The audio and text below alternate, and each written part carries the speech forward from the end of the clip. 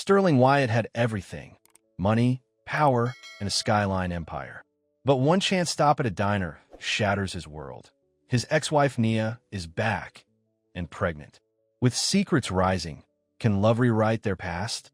Before we get into the story, comment below where in the world you are watching from today. The Charleston sun beat down on Sterling Wyatt as he stepped out of his sleek black car. At 34, he had everything money could buy: custom suits, luxury cars, and a real estate empire that stretched across 3 states. Everything except the one thing he couldn't stop thinking about: Nia.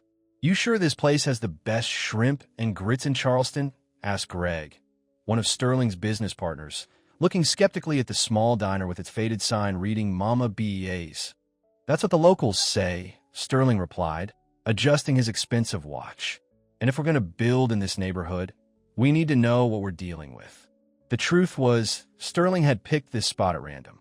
He needed a break from the endless meetings about his newest luxury condo project. 3 years of nonstop work had made him richer than he'd ever imagined, but the emptiness inside him had only grown deeper. As they walked into the diner, the cool air and smell of fried chicken welcomed them. The place was cozy: checkered tablecloths, soft jazz playing, and walls covered with old photos of Charleston. It wasn't fancy, but it felt like home. And then he saw her. Nia stood by the counter, writing down an order. Her dark hair was pulled back, and her smile, that same smile that used to greet him every morning, lit up her face as she chatted with an elderly customer. But what made Sterling's heart stop was her belly, round and full beneath her uniform. Nia was pregnant. She turned, order pad in hand, and froze when her eyes met his. For a second, time stood still. 3 years of silence hung between them. Sterling couldn't breathe, couldn't move, couldn't think. Then Nia straightened her shoulders and walked toward their table. "Welcome to Mama BA's," she said flatly. "Can I get you started with water? Or do you want to run like you always do?" Greg and the other man at the table laughed, thinking it was just a sassy waitress comment. But Sterling heard the pain behind her words. He couldn't tear his eyes away from her belly. "Just water for now," Greg said. "And menus." Nia nodded and walked away without looking at Sterling again. "Man, she's a looker," whispered Craig, Sterling's other partner. Even with the baby bump, Sterling shot him a look that made Craig raise his hands in surrender. "I'll be right back," Sterling said, standing up so quickly he almost knocked over his chair. He found Nia by the water station, filling glasses with shaking hands. "Nia," he said softly. "Don't," she replied, not looking at him. "I'm working." "Al, how are you?" She finally looked up at him, her brown eyes full of a strength he'd forgotten she had. "I'm fine, Sterling. I've been fine for 3 years." "You're pregnant," he said stupidly. "Nothing gets past you," she replied. "Is it? I mean, who's the—" "That's none of your business," she said, picking up the tray of waters. "Now, if you'll excuse me, I have customers to serve." Sterling watched her walk away, her head held high despite the weight she carried. The same way she'd walked out of their marriage 3 years ago. Back at the table, he couldn't focus on the conversation about property values and development plans.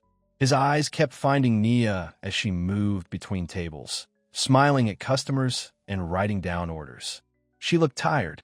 There were shadows under her eyes that hadn't been there before. "You okay, boss?" Greg asked. "You seem distracted." "I know her," Sterling finally said. "The waitress. She's my ex-wife." Greg's eyebrows shot up. "The one who left you high and dry." Sterling winced.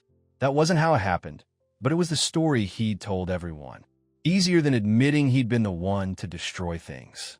"It was complicated," he said.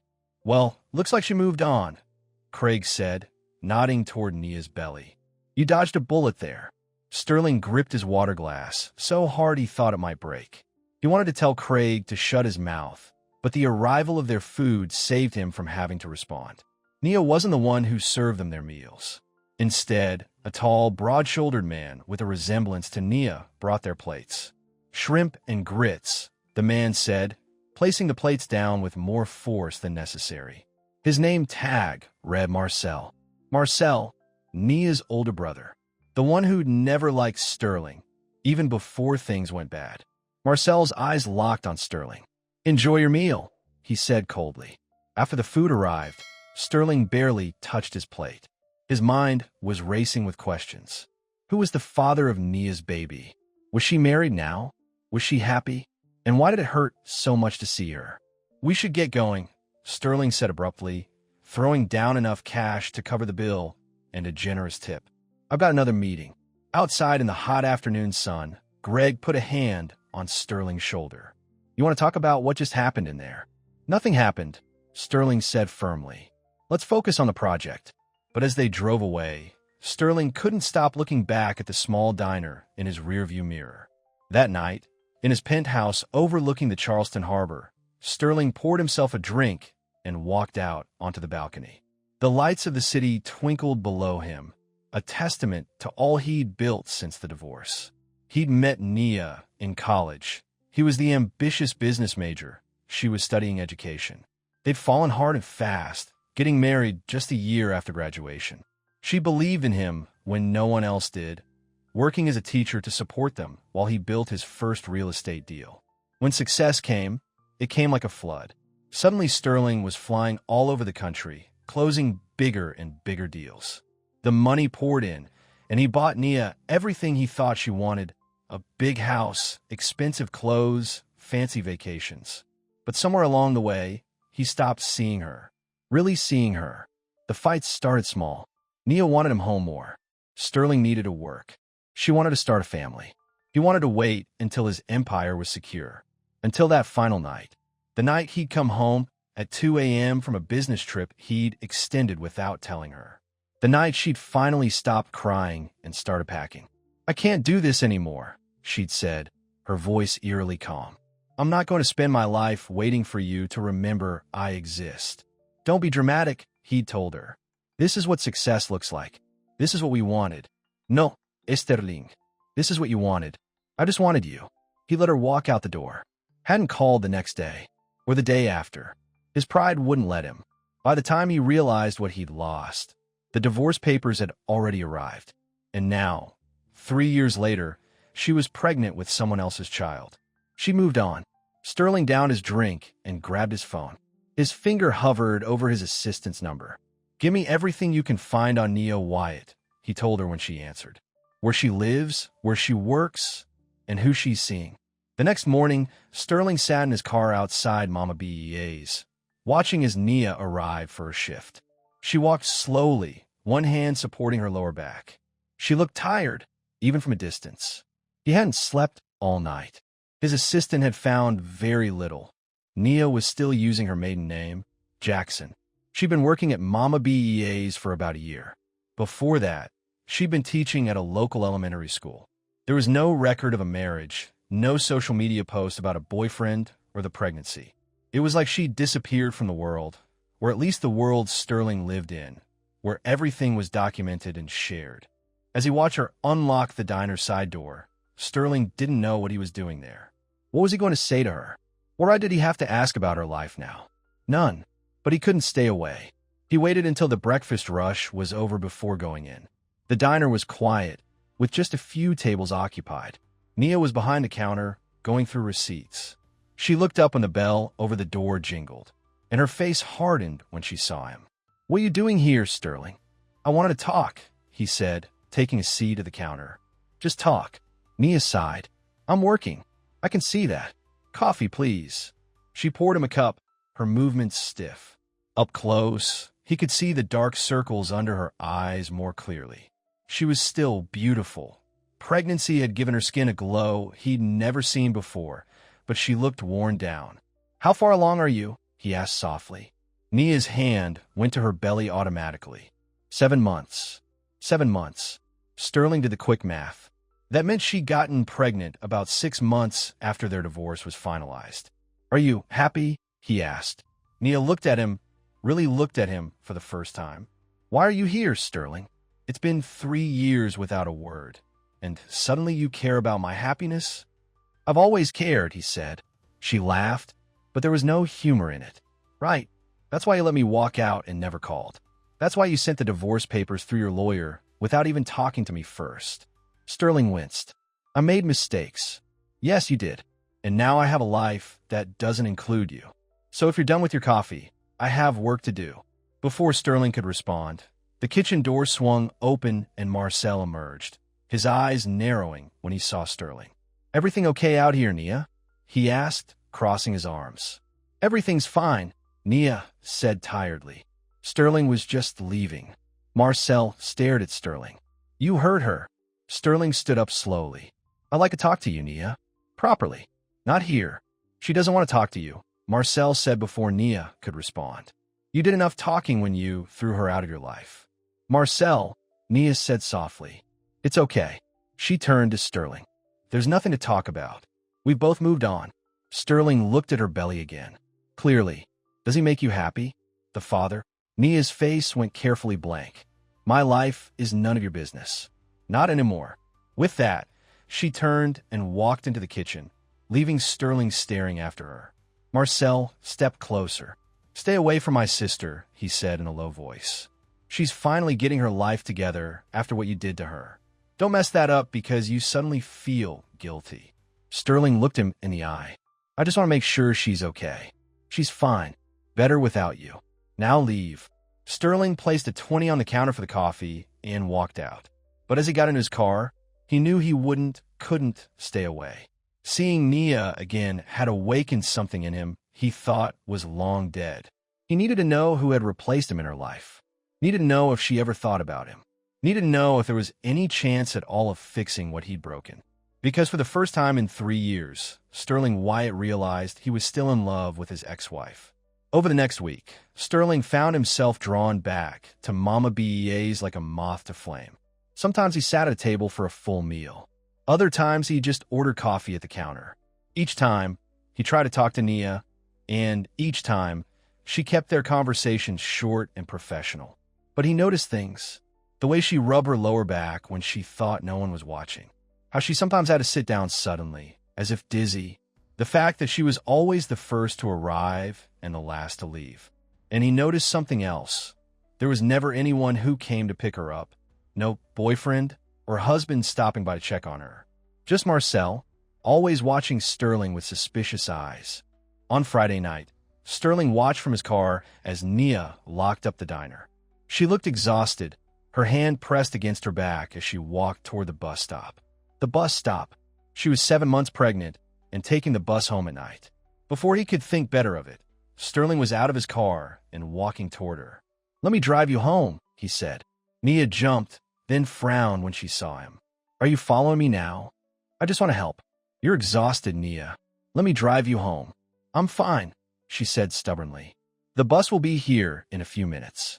As if on cue, the skies opened up and rain began to pour down. They were both drenched within seconds. "Please, Nia," Sterling said, water dripping from his face. "Just a ride. Nothing else." Nia looked at the dark sky, then at her soaked clothes, and finally at Sterling. "Fine," she said with a sigh. "Just a ride." In the warm, dry comfort of his car, Nia gave him directions to a small apartment building on the outskirts of town. The neighborhood wasn't bad, but it wasn't great either. A far cry from the mansion they'd shared during their marriage. "Thank you," she said stiffly when he pulled up in front of her building. "Nia," Sterling said before she could get out. "Are you really okay? You seem tired." She hesitated, her hand on the door handle. For a moment, her guard seemed to drop. "I'm pregnant and working double shifts at a diner," she said with a small smile that didn't reach her eyes. "Of course I'm tired. Where's the father?" Sterling asked before he could stop himself. "Why isn't he helping you?" Nia's face closed up again. "Good night, Sterling," she said, opening the door. "Wait," he said, reaching for her arm but stopping short of touching her. "I want to help. Whatever you need. Money, a better place to live, anything." Nia looked at him, rain still dripping from her hair. "I don't need your money. I never did." "Then what do you need?" She stared at him for a long moment. "Nothing you can give me," she finally said, and got out of the car. Sterling watched her walk through the rain to her building, her head held high despite everything. He waited until she was safely inside before driving away, his mind racing. Something wasn't right. Where was the father of her baby? Why was she working so hard this late in her pregnancy? And why did she look so alone? As he drove back to his penthouse, Sterling made a decision. He might have let Nia walk away once, but he wouldn't make that mistake again. He was going to find out what was really going on in her life. And this time, he wasn't going to let her push him away so easily. The next morning, Sterling sat in his office overlooking Charleston Harbor, staring at his computer screen without really seeing it. Images of Nia, tired, pregnant, and alone, kept flashing through his mind. Sir, his assistant, Vanessa, stood at the door. Your 10 o'clock is here. Sterling nodded absently. Give me 5 minutes. When Vanessa left, Sterling picked up his phone and dialed a number he hadn't called in years. Cooper Investigations, a gruff voice answered. Mike, it's Sterling Wyatt. Well, Mike chuckled. The billionaire himself. What can I do for you? I need information, Sterling said. Discreetly. 20 minutes later, after rushing through his meeting about the new development project, Sterling leaned back in his chair and thought about what he was doing. Was he crossing a line by having Nia investigated? Probably. But he couldn't shake the feeling that something was wrong. His phone rang, interrupting his thoughts. Mr. Wyatt? It was Dr. Reynolds, the director of the Children's Hospital Sterling had been funding. I wanted to personally thank you for the donation. $5 million will allow us to complete the new wing by next spring. Happy to help, Sterling said, his mind still on Nia. We'd love to have you at the fundraising gala next week. The press will be there, and it would be wonderful to publicly acknowledge your generosity. Sterling was about to decline. He hated these public events when an idea struck him. I'll be there, he said, and I'd like to make another announcement at the gala, if that's all right. After hanging up, Sterling made another call, this time to his banker. By the time he was finished, he had transferred $10 million to a new account. It wasn't about the money. It never had been with Nia, but it was the only way he knew how to help right now. At Mama BEA's, Nia was having a rough morning. Her back ached, her ankles were swollen, and a particularly difficult customer had just sent back his eggs for the 3rd time. You need to sit down, Marcel said, taking the plate from her. I'll handle this guy. I'm fine, Nia insisted, but she sank gratefully onto a stool behind the counter. You're not fine, Marcel said. You're 7 months pregnant and working too hard. You should be at home with your feet up. Nia smiled tiredly. And how would I pay rent with my feet up? Marcel's face darkened. He should be taking care of you. If you just tell him. No, Nia cut him off. We've been over this. Sterling doesn't get to swoop in now and play hero. Not after everything. This isn't just about you anymore, Nia. It's about the baby. His baby. Nia placed a protective hand over her belly. My baby, she corrected. And we're doing just fine on our own.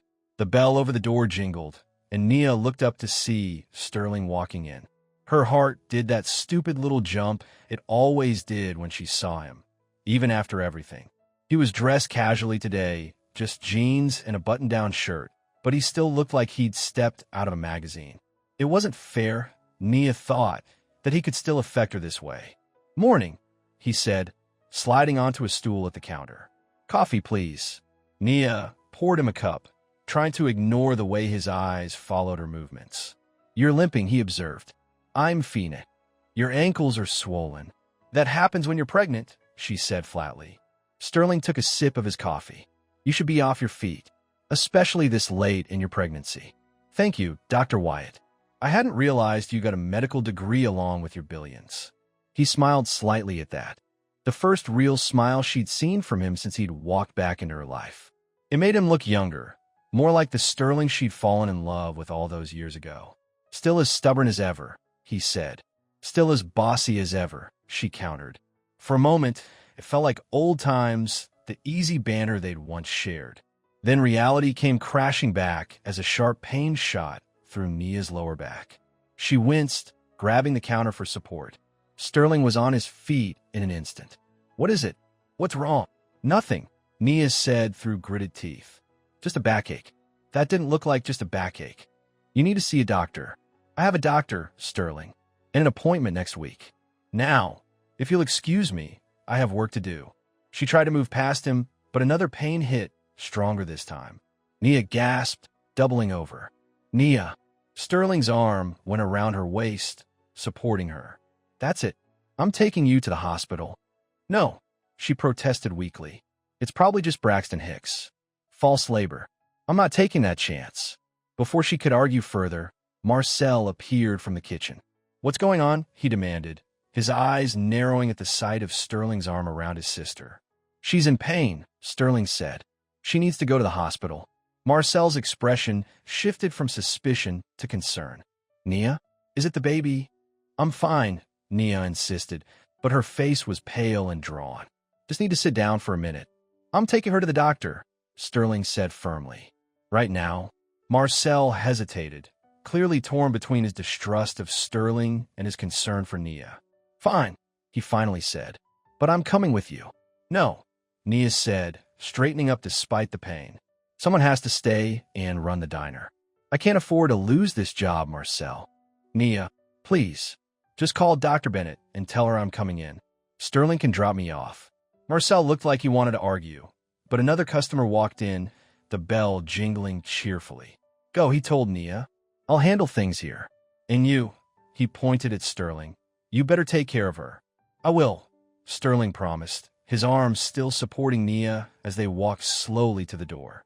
In the car, Nia directed Sterling to a small medical clinic instead of the hospital.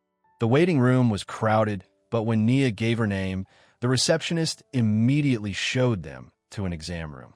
Dr. Bennett will be right with you, she said, giving Sterling a curious look before closing the door.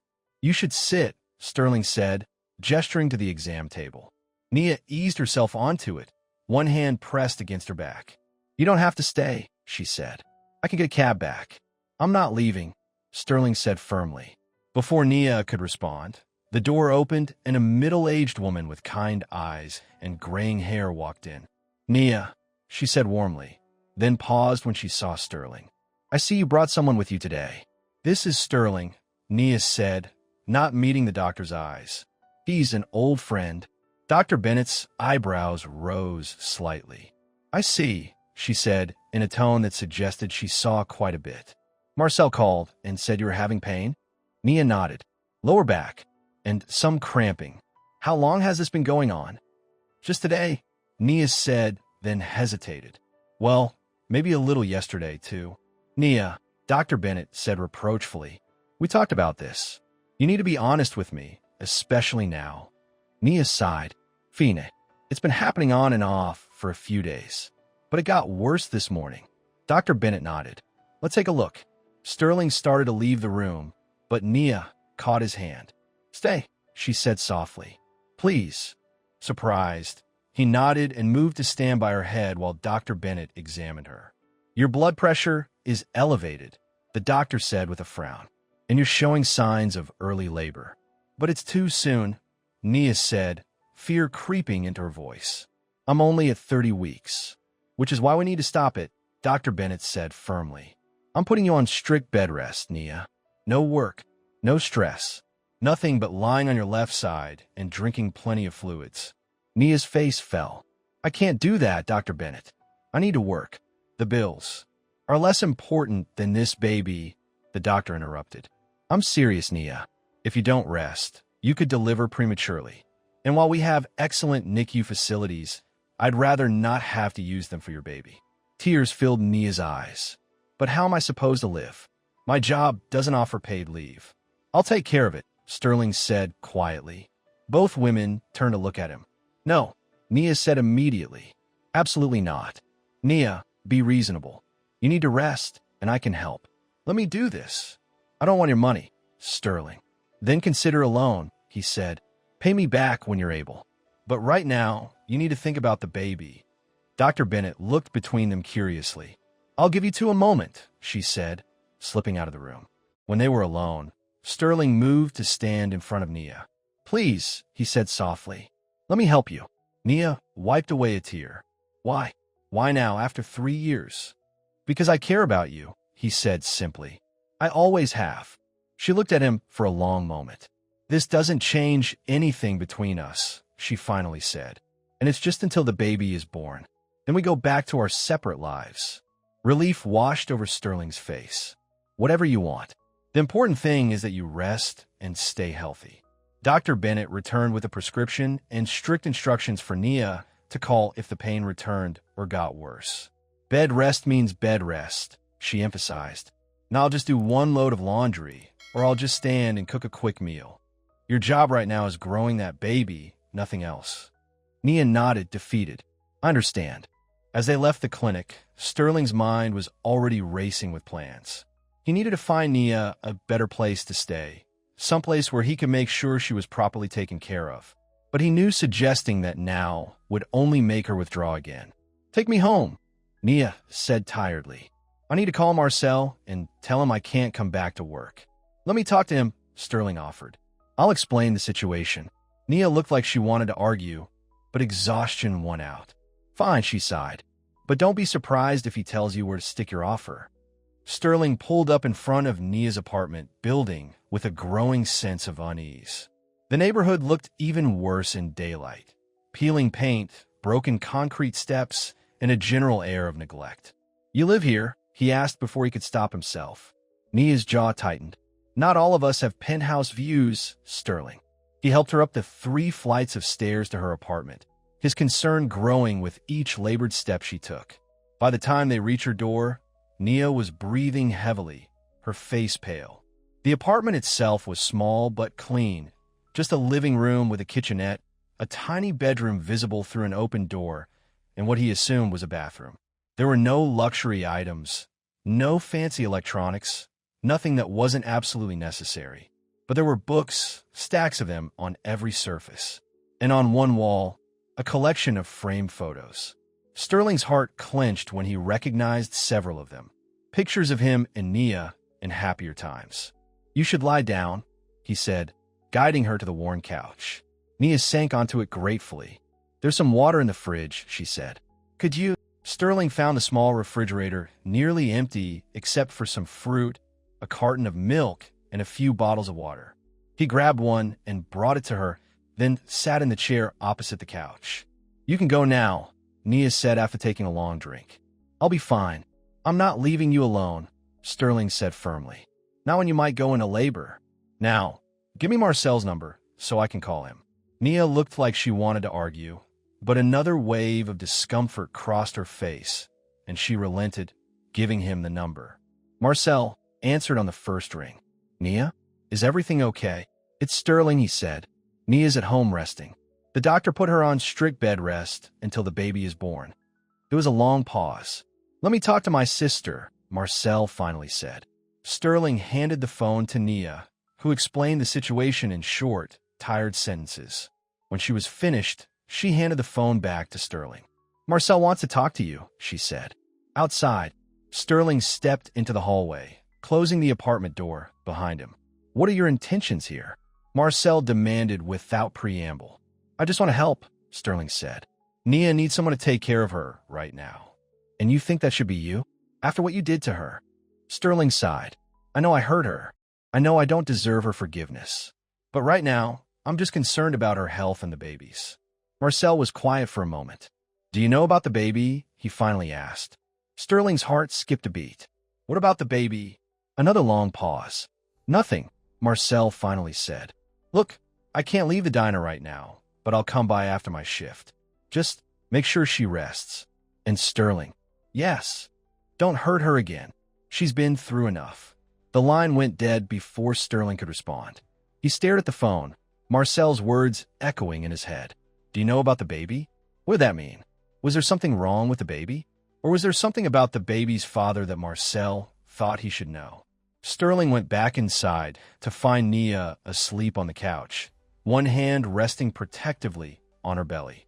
She looked so vulnerable, so different from the strong, independent woman who'd walked out of their marriage 3 years ago. Moving quietly, Sterling explored the small apartment. In the bedroom, a half-assembled crib stood in one corner, tools scattered around it. A small pile of baby clothes, all gender-neutral yellows and greens, sat folded on the dresser. On the nightstand was a sonogram picture. Sterling picked it up, his throat tight, as he looked at the grainy image of the baby, Nia's baby. A baby she was preparing to raise alone in this tiny apartment. He put the picture down and returned to the living room, pulling out his phone to make some calls.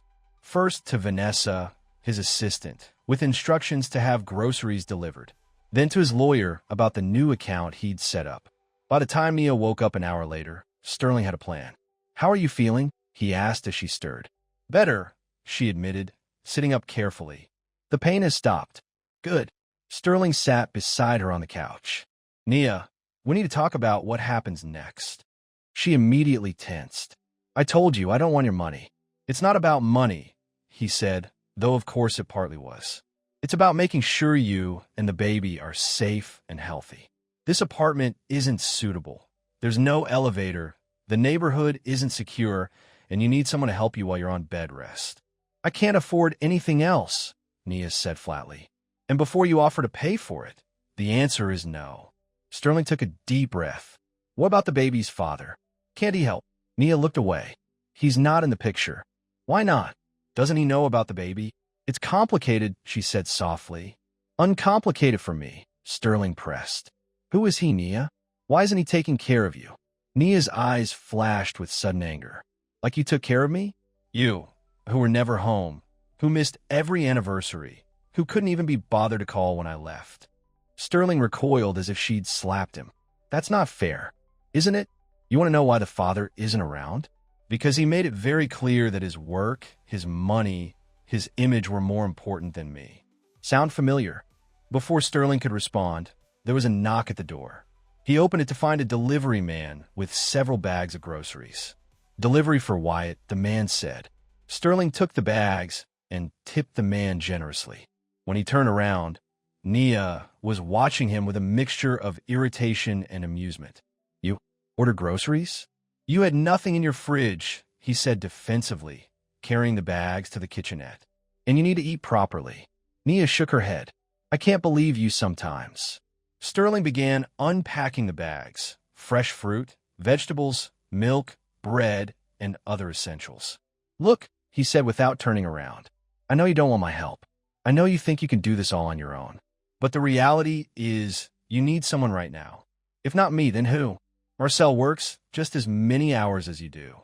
When Nia didn't respond, he turned to find her watching him with an unreadable expression. "What?" he asked. "Why are you really doing this, Sterling? Is it guilt? Pity? What?" He met her gaze steadily. "Because despite everything that happened between us, I still care about you. I want to make sure you and your baby are okay." Nia's eyes filled with tears. "You can't just walk back into my life like this. It's not fair." "Life isn't fair," Sterling said gently. "If it was, we wouldn't be here right now." The moment stretched between them, heavy with unspoken words and buried feelings. Finally, Nia sighed. "Fine, you can help, but there need to be boundaries." "Name them," Sterling said immediately. "This is temporary, just until the baby is born. You don't get to make decisions for me. And this doesn't mean we're getting back together." Sterling nodded. "Agreed. Now, will you please consider moving somewhere safer? Just temporarily. I have a property not far from here, a small house with a garden. It's sitting empty right now between tenants." Nia hesitated. "I don't know. It has no stairs," Sterling added. "And it's in a good neighborhood, close to the hospital. Just think about it." Before Nia could answer, there was another knock at the door. This time it was Marcel, still in his Mama BA's uniform. "How are you feeling?" he asked Nia, deliberately ignoring Sterling. "Better," she said. "But the doctor says I need complete bed rest until the baby comes." Marcel's face fell. "BA's not going to hold your job that long, Nia. You know how she is." "I know," Nia said, her voice small. "I'll figure something out." "She doesn't need to worry about that right now," Sterling interjected. "The important thing is that she rests." Marcel finally acknowledged Sterling's presence with a cool nod. "I need to talk to my sister." "Alone?" Sterling glanced at Nia, who nodded slightly. "I'll go pick up your prescription," he said, grabbing his keys. "Back in 20 minutes. As he left, he heard Marcel say, "Nia, you need to tell him.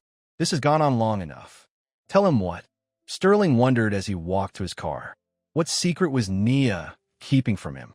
And why did he have the feeling it was going to change everything? When Sterling returned with Nia's medication, he found her alone in the apartment, sitting on the couch with a thoughtful expression. "Where's Marcel?" he asked, setting the pharmacy bag on the coffee table. "He had to get back to work," Nia said. BEA's short-staffed now that I'm out. Sterling sat beside her. What did I want to talk to you about? Nia took a deep breath. He thinks I should accept your offer. The house, I mean. Sterling was surprised. Marcel had made it clear he didn't trust him. And what do you think? I think. Nia hesitated. I think he's right. This place isn't ideal for a newborn, and with no income coming in. So you'll move. Sterling tried to keep the eagerness out of his voice. Yes, Nia said quietly, but just until I get back on my feet. Relief washed over Sterling. We can go whenever you're ready. Today, even. There's something else, Nia said, looking down at her hands. Something I need to tell you. Sterling's heart raced. Was this it? The secret Marcel had been pushing her to reveal? What is it? He asked, his mouth suddenly dry. Nia looked up at him, her eyes full of a mix of emotions he couldn't quite read. She opened her mouth to speak, but before she could get the words out, her phone rang. The moment broken, Nia answered it. Hello? Yes, this is she. Sterling watched as Nia's expression changed from frustration to shock. What? When? She asked, her voice rising. But that's not possible. I paid that bill last month. She listened for a moment, her face growing increasingly distressed. But I have the receipt right here. No, I understand, but please, can we work something out? I'm on medical leave. I can't. A moment later, she hung up, her hands shaking. What is it? Sterling asked. What's wrong? The electric company, Nia said numbly. They're shutting off my power tomorrow for non-payment. But I paid it, I know I did. I have the receipt. She began digging through a stack of papers on the side table, growing more frantic by the second. Nia, stop, Sterling said, taking her hands. This isn't good for you or the baby. We'll figure it out. Ow, she demanded, tears filling her eyes. I have no job, no income, and now no electricity. How am I supposed to bring a baby into this? The dam finally broke, and Nia began to sob. Deep, heart-wrenching cries that shook her entire body. Sterling pulled her into his arms, holding her as she cried. It's going to be okay, he murmured against her hair. I promise, it's going to be okay. When her sobs finally subsided, Nia pulled away, wiping her eyes. I'm sorry, she said. Hormones. Don't apologize, Sterling said. Now, here's what we're going to do. You're going to pack what you need for a few days. I'm going to take you to the house I mentioned. Then I'll come back here and deal with the electric company and pack up whatever else you want to bring over. Okay. Nia nodded, too exhausted to argue anymore.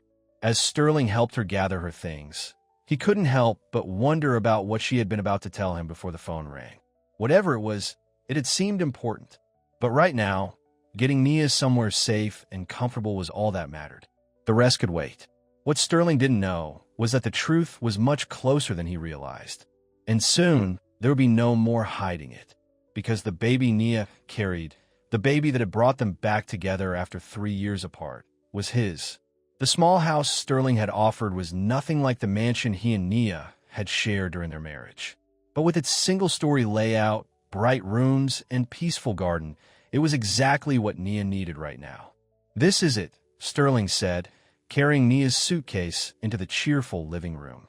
What do you think? Nia stood in the doorway, taking it all in.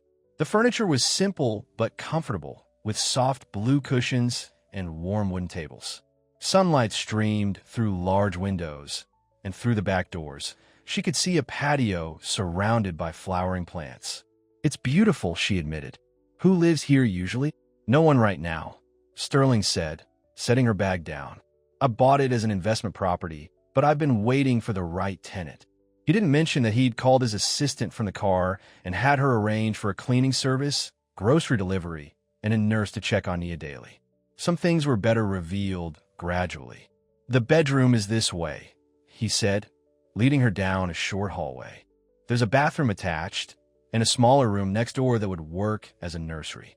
The bedroom was painted a soft green, with a large bed covered in crisp white linens. A comfortable chair sat in the corner beside a reading lamp and small bookshelf. You should rest, Sterling said. Doctor's orders. Nia nodded, suddenly overcome with fatigue. The events of the day, the pain, the doctor's visit, the news about her electricity being shut off, had drained her completely. I'll just lie down for a bit, she said, sinking onto the bed. I'll go back to your apartment and get the rest of your things, Sterling said. Is there anything specific you want me to bring? The baby clothes in the dresser, Nia said sleepily, and the books on the nightstand. Oh, and the sonogram picture. I'll get everything, Sterling promised. You just rest. As he turned to leave, Nia caught his hand. Sterling? Thank you. The simple words, spoken with genuine gratitude, warmed something inside him that had been cold for far too long. You're welcome, he said softly, giving her hand a gentle squeeze before leaving.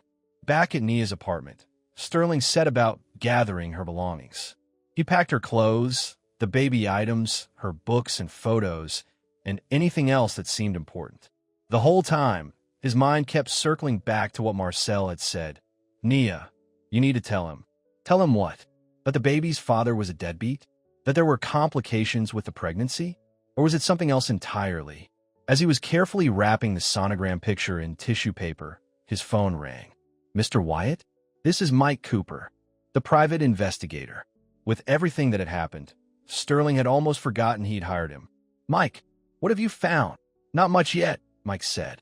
Ms. Jackson is pretty private. No social media, pays her bills on time, except for that recent electric bill issue, which seems to be a company error. She was teaching at Charleston Elementary until about a year ago, when she quit suddenly. Started at Mama BEA's a week later. What about the baby's father? Any sign of him? There was a pause on the line. That's where it gets interesting.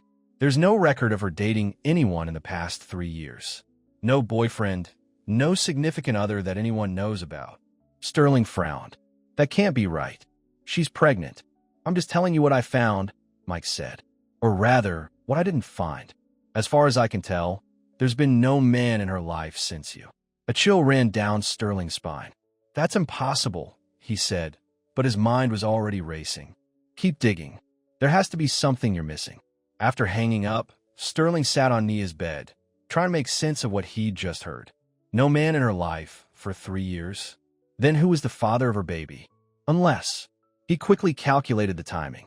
Nia was 7 months pregnant, which meant the baby was conceived about 7 months ago. That would have been January, over 2 years after their divorce. It couldn't be his. They hadn't been together since before the divorce. Had they? And then a memory hit him, so clear it took his breath away. 3 years ago, about a month after Nia had walked out, Sterling had drunk too much at a business dinner. He'd ended up outside her new apartment at 2 a.m., pounding on the door, begging her to talk to him. She'd let him in, if only to stop him from waking the neighbors. He told her he missed her, that he was sorry, that he wanted her back. And for one night, just one, she believed him. They'd fallen into each other's arms like no time had passed, like the hurt and anger between them didn't exist. In the morning, Sterling had woken up with a hangover and a sense of shame. Instead of trying to make things right, he'd left while Nia was still sleeping. A week later, his lawyer had sent her the divorce papers. Could that night, that one night of weakness and passion and regret, have resulted in a baby? A baby that was now growing inside Nia? A baby that was his? Sterling's hands shook as he pulled out his phone again and opened the calendar app. He counted back from now. August, 7 months. January. Then he searched his calendar for any trips to Charleston around that time. There it was. January 15th. A meeting with investors that had run late, followed by drinks at the Charleston Club. He had no memory of going to see Nia that night, but the timing matched perfectly. If the baby was his, why hadn't Nia told him? Why keep it a secret for 7 months? The answer came to him immediately, because he'd left. Again, he'd sought comfort in her arms, then walked away without a word, sending divorce papers instead of an apology. Why would she tell him about the baby when he'd made it so clear that she wasn't a priority? Sterling sat there for a long time, the weight of his possible fatherhood pressing down on him. Finally, he stood up and finished packing Nia's things, his movements mechanical. He needed to know the truth, and there was only one person who could tell him. When Sterling returned to the house, he found Nia asleep in the bedroom, one hand resting protectively on her rounded belly. He set her bags down quietly and went to the kitchen to make some tea, his mind still reeling from his revelation. If the baby was his, it changed everything. He wasn't just helping an ex-wife in need. He was taking responsibility for his child, a child he hadn't known existed until now. The kettle whistled, and he poured the hot water over a tea bag, watching as the colors spread through the clear liquid. Like the truth, he thought, spreading through his consciousness. "Is that tea?" Sterling turned to see Nia standing in the doorway, her hair tousled from sleep, her eyes soft and vulnerable in a way he hadn't seen in years. "Chamomile," he said, holding up the cup. "Want some?" She nodded, easing herself onto one of the kitchen stools. "My throat's dry." Sterling prepared another cup and set it in front of her, then sat on the stool beside her. For a moment, they sipped their tea in silence, the weight of unspoken words hanging between them. "Nia," Sterling finally said, his voice gentle but firm, "I need to ask you something." She looked up at him, wariness creeping into her expression. "What?" "The baby," he said, his heart pounding. "Is it mine?" Nia's cup clattered against the counter as she set it down too hard. Tea sloshed over the rim, creating a small puddle on the marble surface. "Who told you?" she whispered. The room seemed to tilt around Sterling. So it was true. The baby was his. He was going to be a father. "No one told me," he said, his voice rough with emotion. "I figured it out. The timing, January, right? That night, I came to your apartment after the investor dinner." Nia nodded, not meeting his eyes. "I didn't know right away. By the time I realized the divorce was final, and you were—" She trailed off. "I was what?" "Gone," she said simply. "You made it very clear that night that nothing had changed. You still chose your work over me. Why would I think you'd choose a baby?" The truth of her words hit Sterling like a physical blow. She was right. He'd gone to her that night out of loneliness and desire, not out of love or a genuine wish to reconcile. And when morning came, he'd left without a word, too ashamed of his weakness to face her. "Why didn't you tell me when you found out?" he asked. Nia laughed, but there was no humor in it. "And say what?" "Hey, remember that night you were drunk and showed up at my door? Surprise, I'm pregnant." You'd already moved on, Sterling. I saw the pictures in the society pages, you with that model, that actress. You were living your life, and I was trying to live mine. "But the baby is mine," Sterling said, a note of wonder in his voice. "My child, I had a right to know." Anger flashed in Nia's eyes. "A right? What about my rights? My right not to be abandoned again? My right to protect my child from a father who might decide we're not worth his time?" "I wouldn't have. Wouldn't you?" Nia challenged. "Be honest, Sterling. If I had called you 6 months ago and told you I was pregnant, what would you have done? Sent money? Had your lawyer draw up custody papers? Or would you have actually been there for doctor's appointments, for midnight cravings, for all the scary and wonderful moments of creating this life?" Sterling wanted to say he would have been there for all of it, but he knew she deserved better than easy lies. "I don't know," he admitted. 6 months ago, I was still lost, still trying to fill the emptiness with work and success and meaningless relationships. And now?" Nia asked softly. "Now," Sterling said, reaching for her hand, "I know what matters, and I want to be part of this baby's life. Our baby's life." Nia looked down at their joined hands. "It's not that simple." "It can be," Sterling insisted. "We're going to have a child together, Nia. That connects us forever, whether we're married or not." At the word married, Nia pulled her hand away. "I'm not looking to get back together, Sterling. I can't go through that again." "I'm not asking you to," he said, though part of him ached at the finality in her voice. "I'm just asking for a chance to be a father to our child." Nia was quiet for a long moment, absently rubbing her belly. "Marcel knows," she finally said. "He's been telling me to tell you for months. Is that why he hates me so much? Because he thinks I abandoned you and the baby?" Nia nodded. "He was there when I found out I was pregnant. He saw how scared I was. How alone." Guilt washed over Sterling. "You're not alone now," he said firmly. "Whatever happens between us, I'm going to be there for our child. I promise." Nia looked at him, really looked at him, as if searching for the truth in his eyes. "Don't make promises you can't keep," she said softly. "Not to me, and especially not to this baby." Before Sterling could respond, Nia gasped, her hand flying to her belly. "What is it?" he asked, alarmed. "Is it the pain again?" But Nia was smiling. "No," she said, reaching for his hand. "Here, feel." She placed his palm against the curve of her stomach. For a moment, nothing happened. Then Sterling felt it, a distinct push against his hand, like a tiny foot or elbow pressing outward. "Is that?" he breathed. "Your child saying hello," Nia said, her eyes shining. Something broke open inside Sterling at that moment. Something hard and protective that had been keeping his true feelings at bay. Tears filled his eyes as he felt his baby move beneath his hand. "Hello," he whispered to Nia's belly. "Hello, little one." The baby kicked again, stronger this time, as if responding to his voice. Sterling laughed through his tears, overcome with a love he'd never felt before. "Do you know if it's a boy or girl?" he asked, not taking his hand away. "No," Nia said. "I wanted to be surprised." Sterling nodded, trying to imagine what their child might look like. Would have his eyes? Nia smile? The thought filled him with wonder and terror in equal measure. "I don't know how to be a father," he admitted. "My own dad was not a good example." Nia's expression softened. "I know, but the fact that you're worried about it already tells me you'll be better than him." They sat there in the quiet kitchen, Sterling's hand on Nia's belly, feeling their child move between them. It was the most peaceful moment Sterling could remember in years. "We should go shopping tomorrow," he said after a while. "For the nursery. I saw you had started putting a crib together at your apartment, but you'll need a lot more than that." "Sterling, not as a couple," he clarified quickly. "As co-parents, planning for our child." Nia hesitated, then nodded. "Okay, but I'm on bed rest, remember? No shopping trips." "We can do it online," Sterling said. "I'll bring my laptop, and we can pick things out together."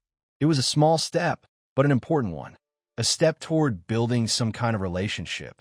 Not as husband and wife, but as partners in the most important project of their lives. "It's getting late," Nia said, stifling a yawn. "I should go back to bed." Sterling helped her to her feet. "Do you need anything else? Another pillow? Something to eat?" Nia smiled at his eagerness. "I'm fine. Just tired." As she turned to go, Sterling couldn't help himself. "Nia," she looked back at him. "Yes." "Thank you," he said, "for carrying our child, for being so strong, for giving me a chance to make things right." Something flickered in Nia's eyes. Not quite forgiveness, but perhaps the beginning of understanding. "Good night, Sterling," she said softly, and disappeared down the hallway. The next few days fell into a surprisingly comfortable routine. Sterling would come by in the morning with breakfast and his laptop, and they would spend hours picking out items for the nursery. A crib, a changing table, a rocking chair, tiny clothes in neutral colors. In the afternoons, Sterling would work from the house, taking calls in the garden so as not to disturb Nia while she rested. And in the evenings, they would eat dinner together, talking about everything and nothing. They didn't discuss their past or their future. They focused on the present, on preparing for the baby, on making sure Nia stayed healthy and stress-free. But sometimes, in quiet moments, Sterling would catch Nia watching him with an expression he couldn't quite read. And sometimes, when Nia was asleep, Sterling would sit in the nursery they were creating, trying to imagine the life that was about to begin. On the fourth day, as they were finishing dinner, Sterling's phone rang. It was Dr. Reynolds from the Children's Hospital. "Mr. Wyatt, I'm just confirming you'll be at the gala tomorrow night. The press is very excited about your announcement." Sterling had completely forgotten about the gala and the announcement he'd planned to make. Before finding out about the baby, he'd intended to donate another $10 million to the hospital and start a new foundation in his family name. Now, with the knowledge that he was about to become a father, that foundation had taken on new meaning. "Yes, I'll be there," he assured Dr. Reynolds. "The announcement is still on." After hanging up, he looked at Nia, who was watching him curiously. "Hospital gala," he explained. "I'm expected to make a speech." Nia nodded. "The billionaire philanthropist. I saw something about your donations in the paper a while back." There was no judgment in her voice, just a simple acknowledgement of who he was now. "It's important work," Sterling said. "The new wing will provide specialized care for children with rare diseases." "That's wonderful," Nia said sincerely. "You always did want to make a difference."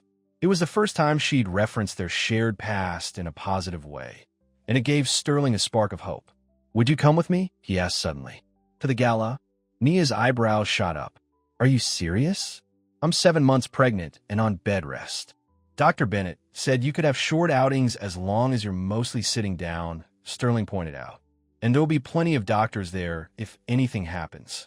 "I don't have anything to wear to a fancy gala," Nia said, gesturing to her simple maternity dress. "That can be fixed," Sterling said.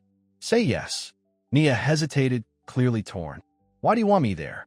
"Because I want to show you off," Sterling thought. "Because I'm proud that you're carrying my child. Because having you beside me makes me feel whole again." But he said none of those things. "Because what I'm announcing tomorrow affects our child's future," he said instead. "And I'd like you to be part of that." Nia studied his face, then slowly nodded. "All right, but I'm not staying long, and at the first sign of discomfort, I'm leaving." "Deal," Sterling said, unable to hide his smile. "I'll make all the arrangements." The next day, a team of stylists arrived at the house with a selection of designer maternity gowns for Nia to try on. She protested at first, uncomfortable with the extravagance, but Sterling insisted. "It's one night," he said. "Let yourself be pampered a little." In the end, Nia chose a simple but elegant navy blue gown that draped beautifully over her pregnant belly. With her hair swept up and a touch of makeup, she looked radiant. When she emerged from the bedroom, Sterling's breath caught in his throat. "You look incredible," he said softly. Nia smiled, a faint blush coloring her cheeks. "It's the dress." "It's you," Sterling corrected. "You've never been more beautiful." The air between them seemed to thicken with unspoken emotions. For a moment, Sterling thought about crossing the room and taking her in his arms, telling her how much he still loved her, how much he regretted letting her go. But the moment passed as the doorbell rang, announcing the arrival of the car Sterling had arranged. The Children's Hospital Gala was being held at the Charleston Grand Hotel, its ballroom transformed into a glittering wonderland of lights and flowers. As Sterling and Nia entered, heads turned. The sight of Charleston's most eligible bachelor with his pregnant ex-wife on his arm caused a ripple of whispers throughout the room. "Everyone's staring," Nia murmured, her hand tightening on Sterling's arm. "Let them," he said, covering her hand with his. "You're the most beautiful woman here." He led her to a table near the front, where they were joined by Dr. Reynolds and several hospital board members. Sterling made the introductions, his hand never leaving the small of Nia's back. "Mrs. Wyatt, it's a pleasure to meet you," Dr. Reynolds said, shaking Nia's hand. "Sterling has been one of our most generous supporters." "It's Ms. Jackson." "Actually," Nia corrected gently. "Sterling and I are friends." Dr. Reynolds looked confused for a moment, but recovered quickly. "Of course. Please sit down. The program will be starting soon." As they took their seats, Sterling leaned close to Nia. "Are you comfortable?" She nodded, adjusting the shawl around her shoulders. "Just a little nervous. I haven't been to an event like this in years." "You're doing great," Sterling assured her. "And we won't stay long, just through the announcements and dinner." The evening progressed smoothly. The hospital director gave a speech about the importance of their work, followed by a video showing the children who had been helped by the new treatments the hospital offered. Nia watched the video intently, her hand occasionally going to her belly, as if to reassure their unborn child that would always be protected, always be cared for. Finally, it was Sterling's turn to speak. He squeezed Nia's hand before walking to the podium, his heart pounding with anticipation. "Good evening," he began, looking out over the crowd of Charleston's wealthiest and most influential citizens. "As many of you know, I've been a supporter of the Children's Hospital for several years. The work they do is nothing short of miraculous, giving hope to families when they need it most." He paused, his eyes finding Nia in the audience. "What some of you may not know is that this cause has recently become even more personal to me. In a few months, I'll be welcoming a child of my own into the world." A murmur went through the crowd, and all eyes turned to Nia, who sat frozen in surprise. Sterling hadn't told her he was going to announce the baby tonight. "Becoming a father has made me reflect on what truly matters in life," Sterling continued. Not the buildings we construct or the wealth we accumulate, but the lives we touch and the legacy we leave behind. He took a deep breath. That's why, tonight, I'm announcing the creation of the Wyatt Family Foundation with an initial endowment of $50 million. This foundation will support children's healthcare initiatives across the country, with a special focus on ensuring that every child, regardless of their family's financial situation, has access to the care they need. The room erupted in applause. Sterling waited for it to die down before continuing. The first grant from the foundation will be $20 million to establish the Wyatt Neonatal Intensive Care Unit here at Charleston Children's Hospital. This state-of-the-art facility will provide care for our most vulnerable citizens, babies born too soon or with medical challenges. As he spoke, Sterling's eyes never left Nia, whose hand was pressed to her mouth, tears streaming down her face. Life is precious, Sterling said, his voice thick with emotion, and every child deserves a chance to thrive. Thank you. The applause was deafening as Sterling returned to his seat. Nia was still crying, but whether from joy or anger or some complex mixture of emotions, he couldn't tell. You didn't tell me, she whispered when he sat down. I wanted it to be a surprise, Sterling said, taking her hand. Are you upset? Nia shook her head, wiping away tears. No, this is so much, Sterling. $50 million. It's for our child, he said simply, and for all the children who don't have the advantages ours will have. Before Nia could respond, they were surrounded by well-wishers, board members, donors, reporters, all wanting to congratulate Sterling and meet the mother of his child. Through it all, Sterling kept a protective arm around Nia, fielding questions and deflecting too personal inquiries with practiced ease. But he could feel her growing tense beside him, overwhelmed by the attention and the long evening. I think we should go, he murmured in her ear after they'd been cornered by a particularly persistent society columnist. You need to rest. Nia nodded gratefully. Please. They made their excuses and headed for the exit. Just as they reached the door, a woman's voice called out behind them. Sterling? Sterling Wyatt. They turned to see a tall, elegantly dressed blonde woman approaching, a look of calculated surprise on her perfect features. Sterling's heart sank. Vanessa Moore, his assistant, and for a brief time after his divorce, his lover. She'd wanted more, but Sterling had kept her at arm's length, eventually moving her to a purely professional role when it became clear she had deeper feelings for him. I didn't expect to see you here, Vanessa said, her eyes sliding to Nia and widening at the sight of her pregnant belly. And with company. Vanessa, this is Nia Jackson, Sterling said stiffly. Nia, this is Vanessa Moore, my assistant. Former assistant, Vanessa corrected with a tight smile. I've been promoted to VP of Operations, remember? Of course, Sterling said. Congratulations again. If you'll excuse us, Nia needs to get home. Vanessa's eyes narrowed. So the rumors are true? You're having a baby? Together? The emphasis on the last word made it clear what Vanessa was implying, that she doubted the baby was Sterling's. Yes, Sterling said firmly, placing a protective hand on Nia's back. We are. Ow. Unexpected, Vanessa said, her smile not reaching her eyes. Especially since you always told me you weren't ready for children. Nia stiffened beside him, and Sterling felt a surge of anger. People change, he said coldly. Now, if you'll excuse us. Without waiting for a response, he guided Nia through the door and out to the waiting car. I'm sorry about that, he said once they were settled in the back seat. Vanessa can be difficult. Nia was quiet, looking out the window at the passing city lights. You were involved with her, she finally said. It wasn't a question. Sterling sighed, briefly, after the divorce. It wasn't serious, but she wanted it to be, Nia observed. Yes, and you told her you weren't ready for children. Sterling ran a hand through his hair. I wasn't. Not then. Not with her. Nia turned to look at him, her eyes searching his face. And now? Are you ready now?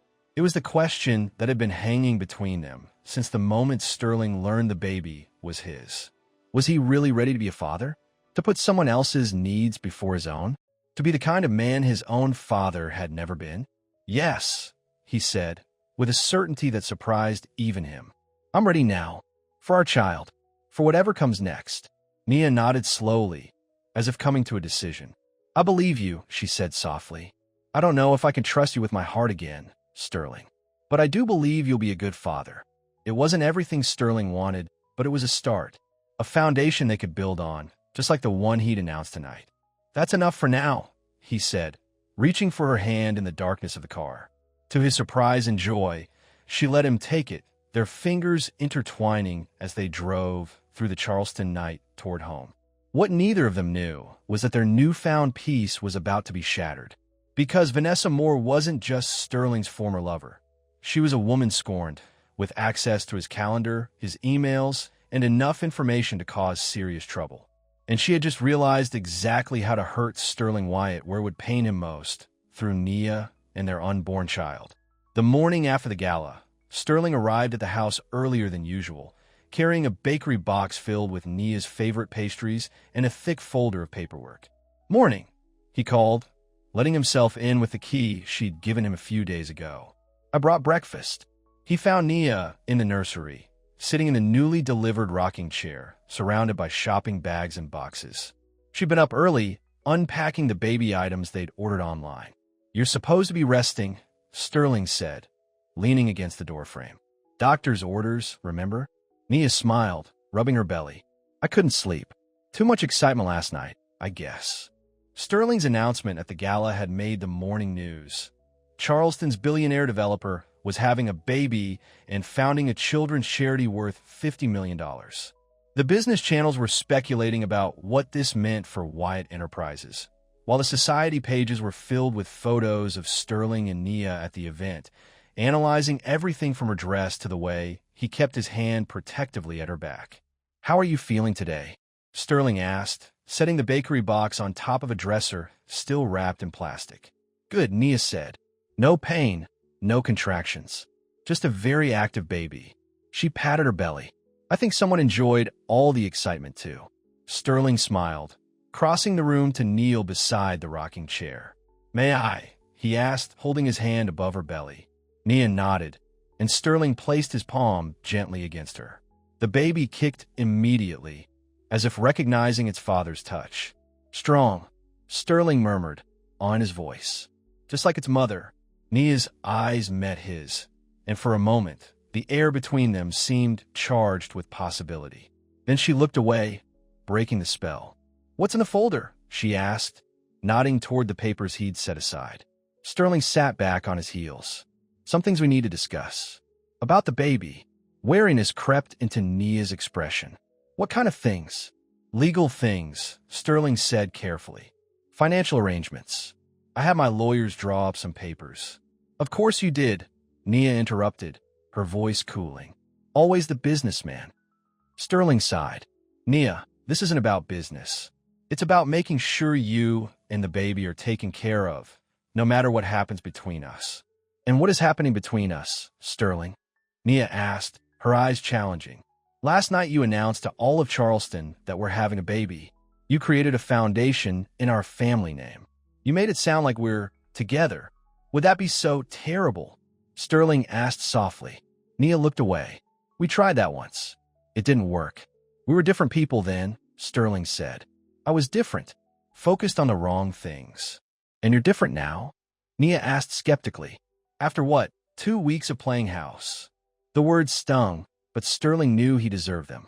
"I'm trying to be," he said honestly. "Being with you again, knowing about the baby, it's changed something in me, Nia. Made me see what really matters." Nia studied his face, as if searching for the truth in his words. "I want to believe that," she said finally. "But I've been hurt before. We both have." Sterling reached for her hand, relieved when she didn't pull away. "I know, and I can't promise we won't hurt each other again. But I can promise to try harder this time. To be the man you deserve, the father our child deserves." Nia's eyes filled with tears. "I am scared, Sterling. Not just that you're hurting me again, but of what's coming. Parenthood. It's going to change everything." "I know," Sterling said. "I'm scared too. But we can figure out together, can't we?" Before Nia could answer, her phone rang. She fished it out of her pocket and frowned at the screen. It's Marcel. He never calls this early. She answered, putting the phone on speaker. Marcel? Everything okay? Nia. Marcel's voice was tight with anger. Have you seen the news this morning? About the gala? Yes, it's everywhere. Not the gala. Marcel cut her off. There's a story on the business news. About Sterling. And you. Sterling and Nia exchanged confused looks. What are you talking about? Nia asked. Channel 8 business report. Turn it on now. Sterling grabbed the remote from the dresser and turned on the small TV they'd set up in the bedroom. He flipped to Channel 8, where a serious-looking anchor was speaking over a photo of Sterling and Nia at the gala. Sources close to billionaire developer Sterling Wyatt claimed the pregnancy announcement was a calculated move to boost his company's image ahead of a major deal with foreign investors, the anchor was saying. According to these sources, Wyatt has been privately expressing doubts about the paternity of his ex-wife's child. What? Sterling exploded. That's a lie. The anchor continued. Internal emails provided to Channel 8 show Wyatt discussing the PR benefits of claiming paternity, even going so far as to hire a private investigator to look into his ex-wife's background before making the announcement. Nia's face had gone pale. Is that true? She whispered. Did you hire someone to investigate me? Sterling's stomach dropped. I had someone look into your situation, he admitted, but not for the reasons they're saying. I was worried about you, trying to understand why you were working so hard, why you were alone. So you had me investigated, Nia said flatly, instead of just asking me. On the TV, the anchor was now interviewing a sleek blonde woman whose face Sterling recognized with a sinking feeling. Vanessa. Mr. Wyatt has always been very strategic with his public image, Vanessa was saying, her voice dripping with fake concern. I worked closely with him for years, and while I can't comment on specific conversations, I can say that this sudden announcement about becoming a father was unexpected, given his previous statements on the subject. That snake, Sterling muttered, grabbing his phone. I'm calling the station right now. This is slander. Wait, Nia said, her voice strangely calm. Let me hear the rest. The report continued, showing clips from the gala and older photos of Sterling with various glamorous women, including one of him and Vanessa at a charity event last year. Sources also claimed that Wyatt has been using this pregnancy as leverage in negotiations with Chinese investors who place high value on family legacy, the anchor said.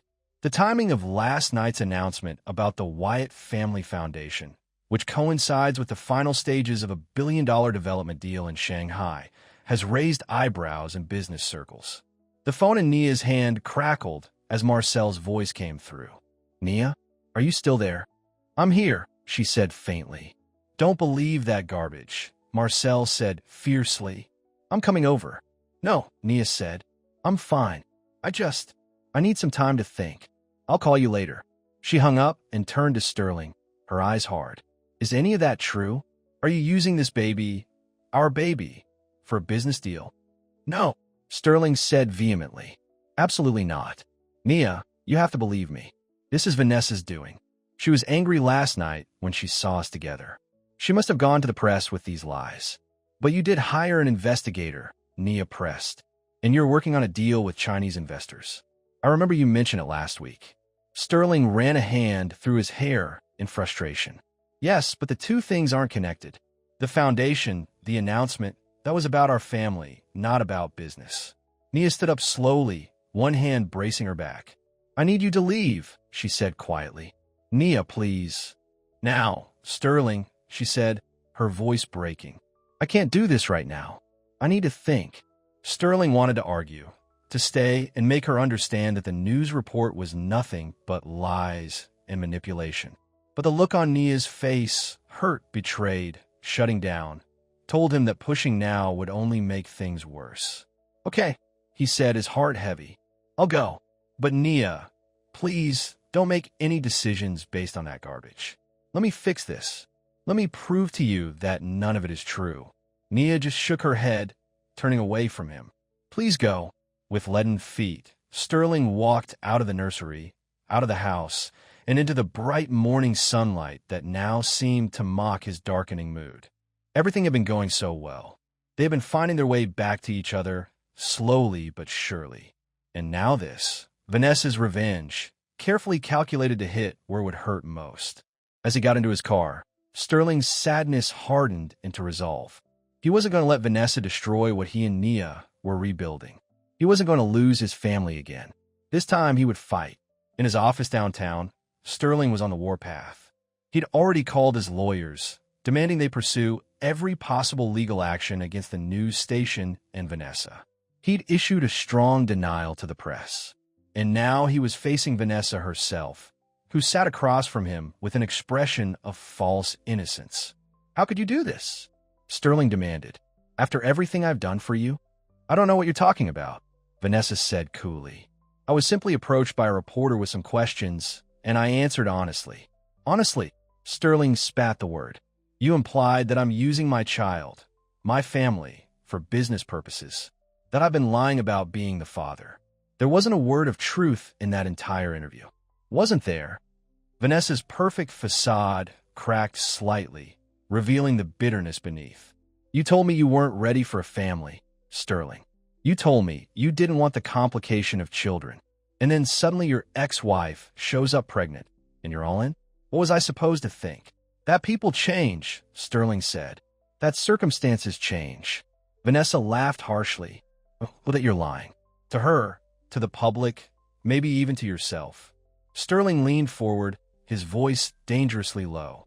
"I want your resignation on my desk within the hour.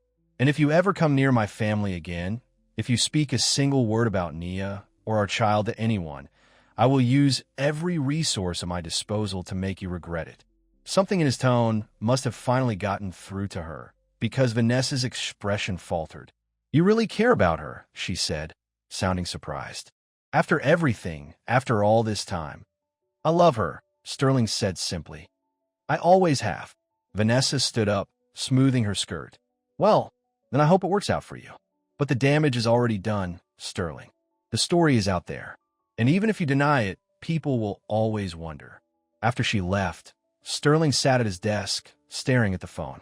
He needed to call Nia to explain, to make her understand that none of what Vanessa said was true. But would she even listen now? His thoughts were interrupted by a call from his assistant. "Mr. Wyatt? There's a Marcel Jackson here to see you. He doesn't have an appointment, but he's quite insistent." Sterling's heart sank. Nia's brother was probably here to punch him, and honestly, Sterling couldn't blame him. "Send him in," Sterling said, bracing himself. Marcel stormed into the office, his face thunderous. "What the hell was that this morning?" he demanded without preamble. "A pack of lies," Sterling said wearily, "from a vindictive ex-employee. I've already set my lawyers on it. And that's supposed to fix things?" Marcel asked incredulously. "Do you have any idea what this has done to Nia? She trusted you again, and now this." Sterling's stomach tightened with worry. "Is she okay? The baby?" "She's upset," Marcel said. "Really upset. Dr. Bennett came by to check on her, worried about her blood pressure after seeing the news." "I need to talk to her," Sterling said, standing up. "I need to explain."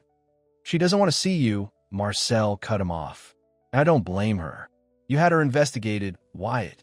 Instead of just asking her about the baby, about her life, you sent someone to dig into her past like she was some kind of criminal." Shame washed over Sterling. "I know. It was wrong. I should have just asked her directly. But Marcel, I swear to you, none of the rest of it is true. I'm not using the pregnancy for business. I'm not lying about being the father. I love Nia. I want to be with her, to raise our child together."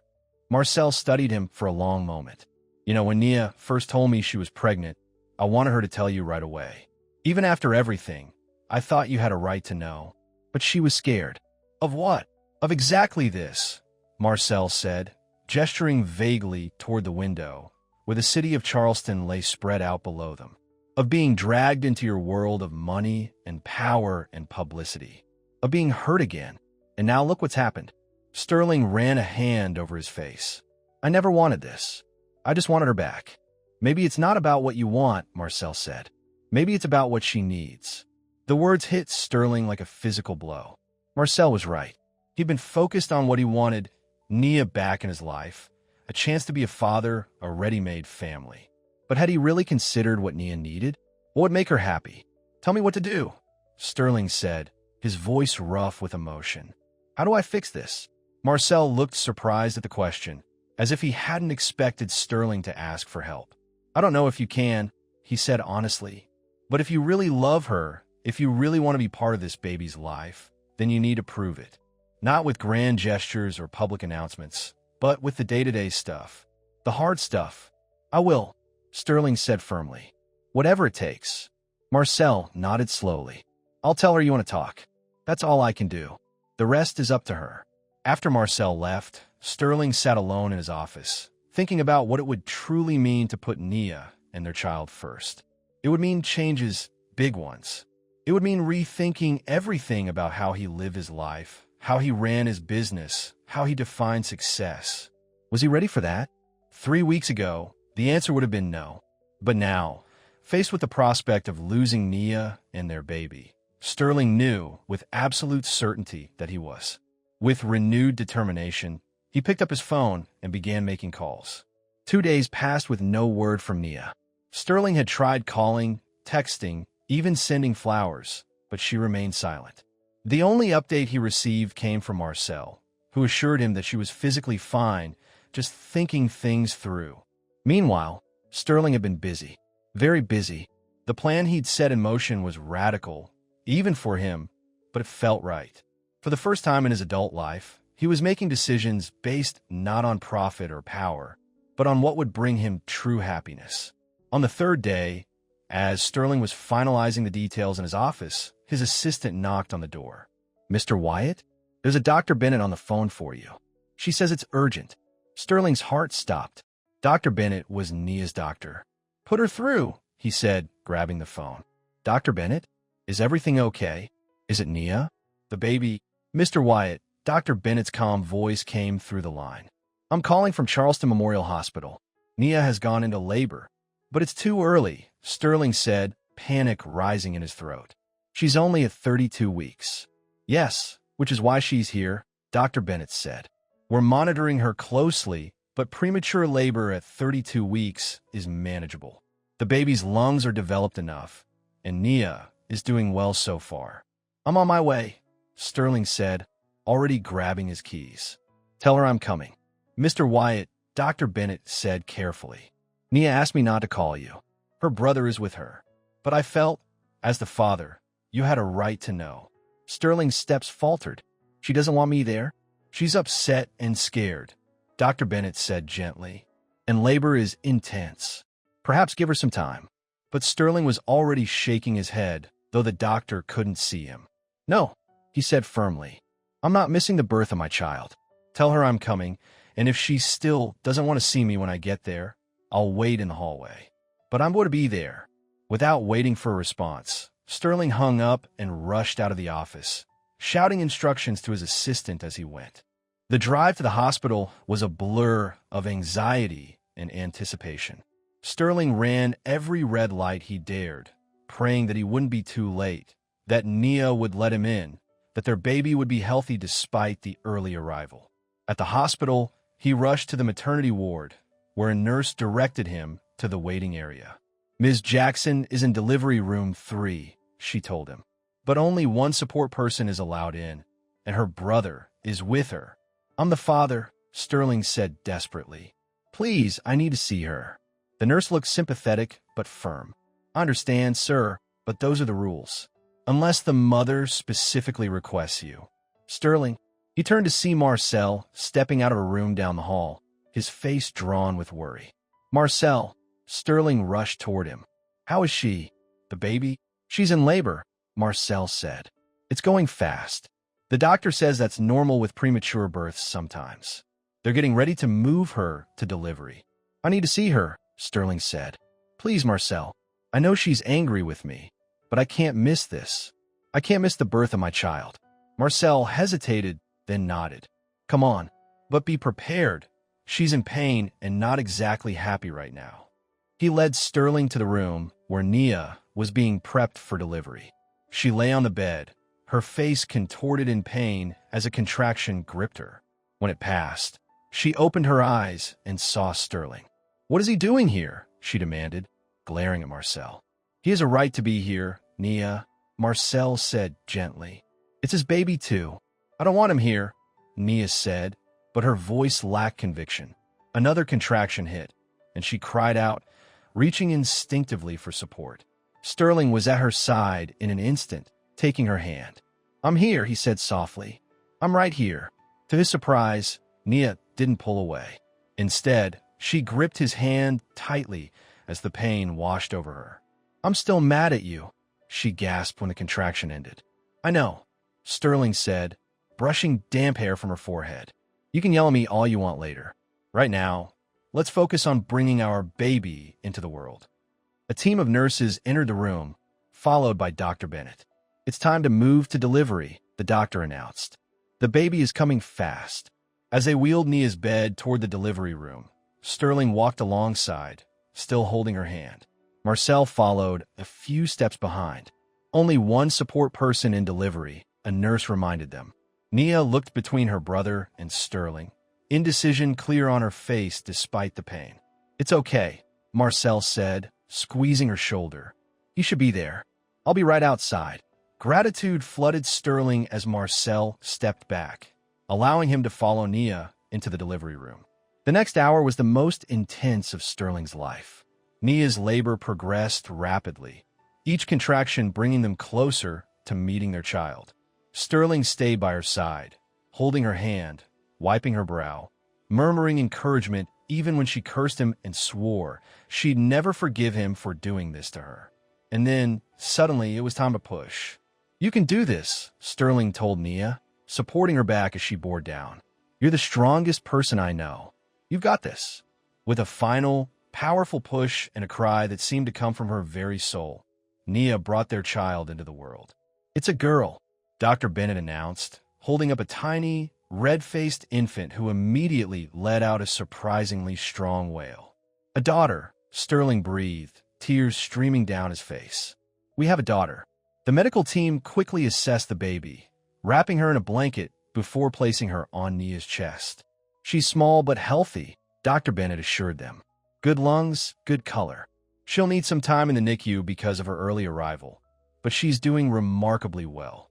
Nia cradled their daughter with trembling hands, her earlier anger forgotten as she gazed at the tiny face. She's perfect, she whispered. Look at her, Sterling. She has your eyes.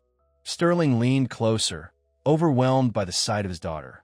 So small, so precious, so utterly dependent on them. And your nose, he said, gently touching the baby's cheek. And your strength. Look how fiercely she's holding on already. The baby had indeed wrapped her tiny fingers around Nia's thumb, holding on with surprising strength for one so small. What should we name her? Nia asked, looking up at Sterling with eyes soft with wonder and exhaustion. The question caught him off guard.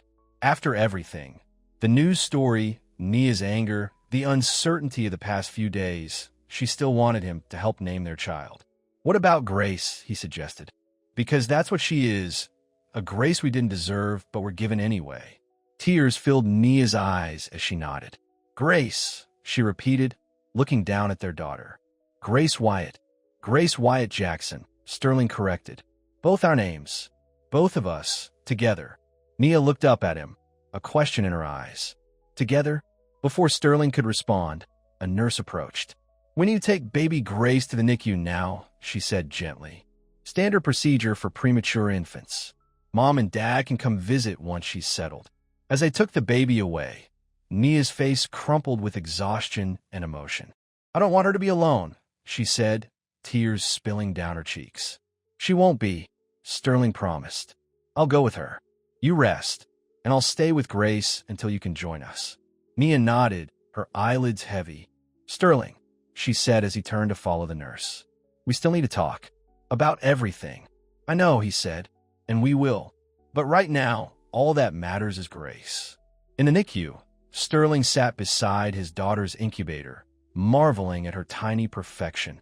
Grace was smaller than he'd imagined a newborn would be, but the doctors assured him she was doing well. Her lungs were strong, she was maintaining her temperature, and she had a healthy appetite.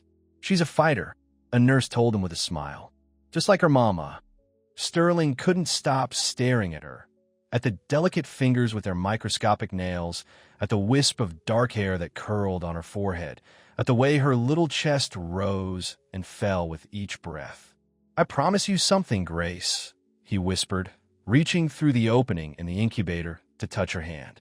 "I'm going to be the father you deserve, the man your mother deserves, no matter what it takes." As if in response, Grace wrapped her tiny fingers around his much larger one. The simple gesture brought fresh tears to Sterling's eyes. This was what mattered. Not the buildings he owned, not the deals he made, not the millions in his bank accounts. This tiny girl and her mother. They were his real legacy, his true purpose. Hours passed as Sterling kept vigil by Grace's side. Marcel came by briefly, his stern expression softening at the sight of his tiny niece. "She's beautiful," he said. "Looks like Nia when she was a baby." "How is Nia?" Sterling asked anxiously. "Resting," Marcel said. "They're keeping her overnight for observation because of the premature birth. She told me to tell you she wants to see the baby as soon as she wakes up." Sterling nodded. "I'll be here. I'm not leaving Grace." Marcel studied him for a moment. "You know, I never thought I'd say this, but I think you might actually mean that." "I do," Sterling said simply. "Everything's different now." After Marcel left, Sterling continued his quiet conversation with his daughter, telling her about her mother, about the nursery waiting for her, about all the hopes and dreams he had for her future. He was so absorbed that he didn't notice Nia being wheeled into the NICU until she was right beside him. "How is she?" Nia asked, her voice rough with emotion. "Perfect," Sterling said, moving aside so Nia could be closer to the incubator. "The doctors say she's doing great. Strong lungs, good appetite. They think she might only need to stay a few days." Nia reached into the incubator, gently stroking Grace's cheek. "I was so scared," she admitted. "When the contractions started, all I could think was that it was too soon, that something was wrong. But she's okay," Sterling reassured her. "You both are." They sat in silence for a while, watching their daughter sleep, marveling at the miracle they had created together. Finally, Nia spoke. "I saw the news before I went into labor," she said, not looking at Sterling. "About your announcement." Sterling tensed. He'd been so caught up in the birth that he'd almost forgotten about the plans he'd set in motion. "It's true?" Nia asked, finally looking at him. "You're really stepping down as CEO of Wyatt Enterprises?" Sterling nodded. "Effective immediately. I'm keeping a seat on the board, but the day-to-day operations will be handled by someone else." "But why?" Nia asked, bewildered. "That company is your life. You built it from nothing." "No," Sterling said, looking at Grace. "This is my life now. You and Grace. The company was just things, buildings and deals and money. I was so caught up in it that I lost sight of what really mattered." "And what's that?" Nia asked softly. "Love," Sterling said simply. "Family. Being present for the moments that matter. I miss too many of those with you, Nia. I don't want to miss a single one with Grace." Tears filled Nia's eyes. "What about the Shanghai deal? The one Vanessa mentioned in that interview?" "I pulled out," Sterling said. "It would have meant too much travel, too much time away. That's not the kind of father I want to be." "Sterling," Nia breathed, clearly stunned by the magnitude of the changes he was making. "Are you sure about all this? Running that company was your dream." "Dreams change," he said, reaching for her hand. "People change. I've changed, Nia. Or maybe I've just remembered who I really am. The man you fell in love with before the money and the power got in the way." Nia looked down at their joined hands, then at their sleeping daughter. "I was so angry when I saw that news report," she admitted. "It confirmed all my worst fears, that you were just using me and the baby for publicity, that nothing had really changed." "I know," Sterling said, "and I'm so sorry about the investigator. That was wrong of me. I should have just asked you directly about what was going on in your life." "Yes, you should have," Nia agreed. "But I should have told you about the baby from the beginning. We both made mistakes." Hope bloomed in Sterling's chest. "So, where does that leave us?" Nia was quiet for a long moment, watching Grace sleep. "I don't know," she finally said. "But I do know that Grace deserves parents who can at least be friends, who can work together to give her the best life possible." "Friends," Sterling repeated, trying not to let his disappointment show. "Of course. Whatever is best for Grace." Nia squeezed his hand. For now, she added softly. Let's start there and see where it leads. It wasn't everything Sterling wanted, but it was a beginning. And for now, that was enough. 3 months later, the nursery in Sterling's house. Not the small rental where Nia had stayed during her pregnancy, but his actual home, was filled with sunlight and the soft sounds of a baby's coos. Grace lay on a colorful play mat, batting at the toys hanging above her, while Sterling watched from the rocking chair, a look of pure adoration on his face. She's getting so strong, he said as Grace successfully grabbed a dangling star and pulled it toward her mouth. Takes after her father, Nia said, entering the room with 2 cups of coffee. She handed one to Sterling before sitting on the ottoman near his feet. The past 3 months had been a whirlwind of adjustment and discovery. Grace had come home from the hospital after just a week in the NICU, strong and healthy despite her early arrival. Sterling had moved them into his home. Not the penthouse downtown, but a comfortable house near the water that he bought years ago as an investment property and rarely used. The arrangement was meant to be temporary, just until Nia got back on her feet. But as the days turned into weeks, neither of them had mentioned her moving out. They weren't a couple, not officially, but they were something more than co-parents, something more than friends. They were a family, finding their way back to each other one day at a time. The contractor called, Sterling said, taking a sip of his coffee. The renovations on the school building should be finished by the end of the month. After stepping down as CEO, Sterling had thrown himself into community projects, focusing particularly on education. His latest endeavor was renovating an old school building in Nia's former neighborhood, turning it into a state-of-the-art preschool and daycare center that would be affordable for working families. That's wonderful, Nia said. The neighborhood really needs it. And they need a director, Sterling said casually. Someone with a background in education, who understands a community, who's good with children. Nia looked up sharply. Are you offering me a job? I'm suggesting a possibility, Sterling said. When you're ready to go back to work, Grace could come with you. We'd set up a special area just for her, and the hours would be flexible. Sterling Wyatt, Nia said, shaking her head in wonder. A few months ago, you were closing million-dollar deals, and now you're renovating preschools and thinking about childcare arrangements. Like I said, Sterling smiled. Dreams change. Grace let out a happy squeal, kicking her legs excitedly as she spotted her mother. Nia moved to the playmat, scooping up their daughter and covering her chubby cheeks with kisses. What do you think, Gracie? Should Mommy run Daddy's preschool? Grace responded with a drooly grin and a grab for Nia's necklace.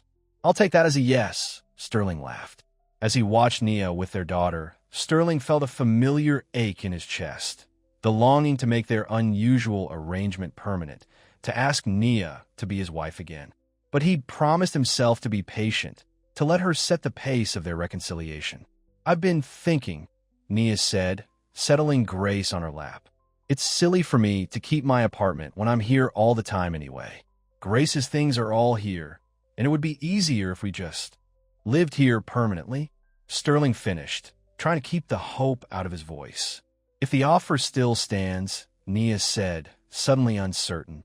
The offer will always stand, Sterling said. This is your home, Nia. Yours and Grace's. For as long as you want it to be. Nia nodded, a small smile playing at her lips. There's something else I've been thinking about, too. What's that? Instead of answering, Nia reached into her pocket and pulled out a small velvet box. Sterling's heart stopped as she held it out to him. I found this in your desk drawer last week when I was looking for stamps, she explained. Were you ever going to give it to me? Sterling took the box with trembling hands. Inside was the engagement ring he'd bought nearly a month ago, a simple but elegant diamond set in platinum. I was waiting for the right time, he admitted. I didn't want to rush you. And now? Nia asked, her eyes searching his face. Are you still waiting for the right time? Sterling set his coffee aside and moved to kneel in front of Nia and Grace. His hands were shaking as he took the box from her. I've been carrying this ring in my pocket for weeks, he admitted.